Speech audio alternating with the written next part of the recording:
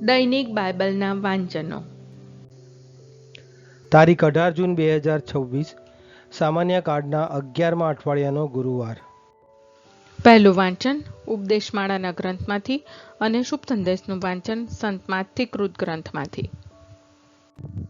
પહેલું વાંચન ઉપદેશમાળાના ગ્રંથમાંથી અધ્યાય 48 કડી 1-14. એલિયા. એ પછી અગ્નિસમો પૈગંબર એલિયા પ્રગટ્યો, જેની વાણી બળતી મશાલ જેવી હતી.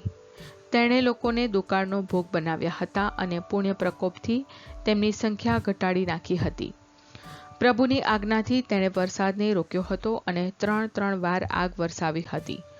ઓ એલિયા, તારા ચમત્કારો કેવા ભવ્ય હતા! અભિમાન લેવાનો તારા જેવો અધિકાર કોને?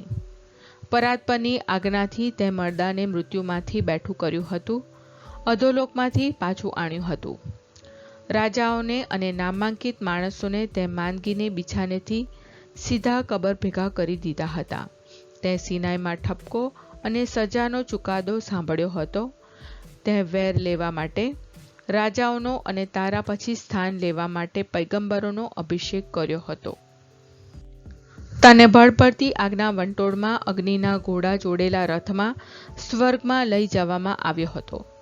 તારા વિશે એવું લખ્યું છે કે ઈશ્વરનો રોષ છેલ્લી વારનો ભભૂકી ઉઠે તે પહેલાં તેને શાંત પાડવા માટે તું નિર્મેલ સમયે આવનાર છે અને પિતાઓના હૃદય તેમના સંતાનો પ્રત્યે વાળનાર છે અને યાકોબના વંશજોનો ફરી ભાગ્યોદય કરનાર છે.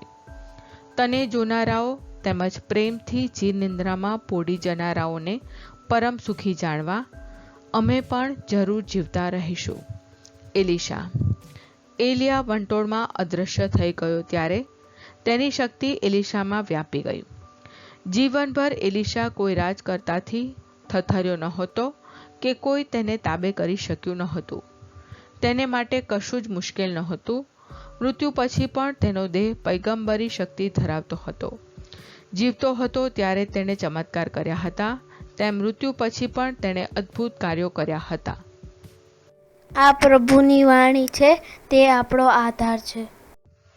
શુભ સંદેશનું વાંચન સંત માથીકૃત ગ્રંથમાંથી અધ્યાય 6 કડી 7-15. આદર્શ પ્રાર્થના. વળી તમે પ્રાર્થના કરવા બેસો ત્યારે વિધર્મીઓની પેઠે નિરર્થક લપલપાટ કરશો નહીં. તે લોકો એમ માને છે કે બહુ લપલપાટ કરવાથી ઈશ્વર તેમની વાત કાને ધરશે, પણ તમે તેમને પગલે ચાલશો નહીં, કારણ તમારા માગ્યા પહેલાં જ તમારા પિતાને ખબર છે કે તમારે શાની જરૂર છે. માટે તમારે આમ પ્રાર્થના કરવી: હે અમારા પરમ પિતા, તમારા નામનો મહિમા થાઓ, તમારું રાજ્ય આવો, જેમ સ્વર્ગમાં તેમ પૃથ્વી ઉપર તમારી ઈચ્છા પૂરી થાઓ. આજે અમને અમારો રોજનો રોટલો આપો. અમે જેમ અમારા અપરાધીઓને માફી આપી છે, તેમ તમે અમારા અપરાધોની માફી આપો. અમને પ્રલોભનમાં પડવા દેશો નહીં, પણ અમને અનિષ્ટથી બચાવો. જો તમે બીજાઓના અપરાધ ક્ષમા કરશો તો તમારા પરમ પિતા તમારા અપરાધ પણ ક્ષમા કરશે. પણ જો તમે બીજાઓના અપરાધ ક્ષમા નહીં કરો તો તમારા પિતા તમારા અપરાધ પણ ક્ષમા નહીં કરે. આ પ્રભુની વાણી છે, તે આપણો આધાર છે.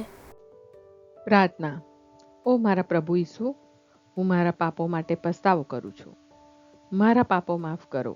મારા હૃદયમાં આવો. હું તમને મારા પ્રભુ અને તારણહાર બનાવીશ. આમેન. પ્રભુ તમને સુખી રાખો અને તમારી સંભાળ રાખો. પ્રભુની તમારા ઉપર કૃપા દ્રષ્ટિ અને મહેરબાની હો. પ્રભુની તમારા ઉપર પ્રસન્નતા હો અને તે તમને શાંતિ બક્ષો.